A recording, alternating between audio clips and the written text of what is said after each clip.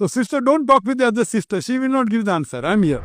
কিন্তু আপনি যদি অন্য ধর্ম দেখেন, Sister are a Christian. She's a Christian, no?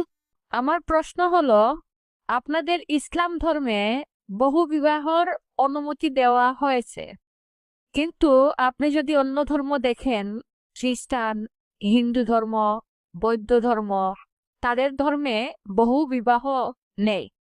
প্রশ্ন হলো, ইসলাম ধর্মে কেন বহু বিবাহ দেওয়া হলো? Thank you.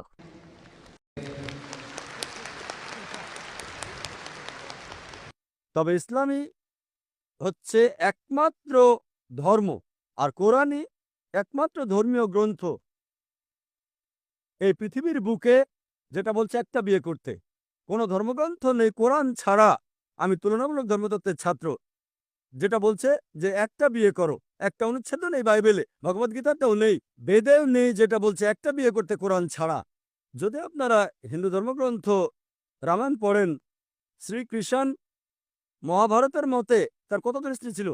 16,108 জন। তাহলে মুসলিমরা কেন 4টা করতে পারবো না? সমস্যা কোথায়? শ্রীকৃষ্ণের যেখানে স্ত্রী ছিল 16,108 জন, আমাদের 4 জন হলে সমস্যা কি? এরপর যদি আপনি বিষ্ণু পুরাণা অধ্যায় 24 অনুচ্ছেদ 1 পড়েন, বলছে একজন ব্রাহ্মণ 4 জন স্ত্রী থাকতে পারে।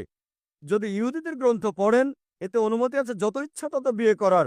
যদি খ্রিস্টানদের বাইবেল পড়েন, এতে অনুমতি আছে যত ইচ্ছা তত বিয়ে করার জন্য। যদি বাইবেল পড়েন, আব্রাহামের 3 জন স্ত্রী ছিল। সলোমনের কতজন স্ত্রী ছিল? তার 700 স্ত্রী ছিল।